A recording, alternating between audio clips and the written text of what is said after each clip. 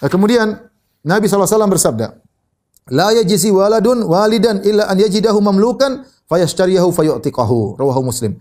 Tidaklah seorang anak bisa membalas jasa orang tuanya. Tidak mungkin dia bisa balas jasa orang tuanya. Enggak mungkin. Para ulama mengatakan gimana tidak mungkin? Karena ketika orang tua ngerawat kita masih kecil, kita beol, kita kencing, kita dimandiin sama orang tua. Semua orang tua ketika merawat anaknya dengan penuh kasih sayang, ingin anaknya jadi besar, ingin jadi orang, sabar merawat anaknya, ya. Dengan penuh cinta kasih, berharap anak ini terus hidup. Adapun anak ketika ngurus orang tuanya, dia kesabaran, ya. Sabar, ya. Mungkin dalam perasaannya sampai kapan orang tuaku seperti ini, repot, ya. Tidak semua anak bisa. Ya, jadi beda antara perasaan seorang orang tua ketika mencebok anaknya, memandikan anaknya dengan anak yang memandikan orang tuanya. Itu kalau dia memandikan. Kalau dia tidak mau, udah ditaruh pati jompo, tinggal bayar. Tidak ketemu dengan orang tuanya.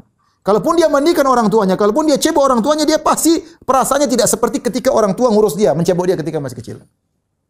Ini tidak mungkin seorang bisa membalas jasa orang tuanya karena berbeda menyikapinya. Makanya mengatakan la yajzi waladun walidan. Seorang anak tidak bisa balas jasa orang tuanya. Sampai ada seorang kemudian dia memikul orang tuanya ketika berhaji, jalan beratus-ratus kilometer, dia memikul ibunya. Bahkan dalam sebagian riwayat ada seorang mengatakannya, Rasulullah, aku memikul ibuku dalam kondisi sangat panas. Seandainya ibuku jatuh, maka mungkin kulitnya mendidih gara-gara panasnya tanah ketika itu.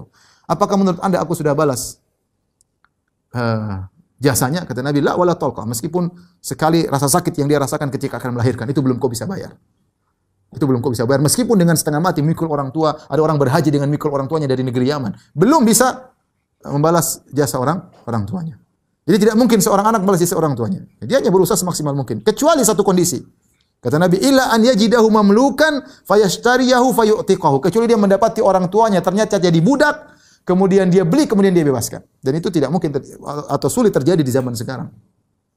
Kenapa kalau dia dapati orang tuanya jadi budak, kemudian dia beli, berarti dia sudah membayar jasa? Karena orang tua seorang ketika jadi budak, wujuduhu ka'adamihi.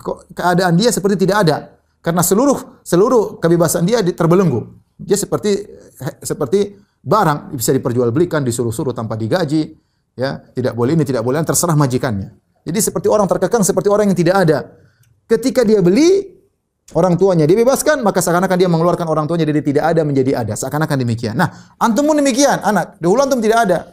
Maka dengan sebab ayah dan ibu, dengan pertemuan sperma dan sel ovum, maka antum dari tidak ada menjadi ada. Maka Nabi mengatakan, kalau seperti ini kondisinya baru mungkin bisa dikatakan seorang telah membalas jasa orang tua. Dan itu kondisi yang sulit untuk kita dapati sekarang.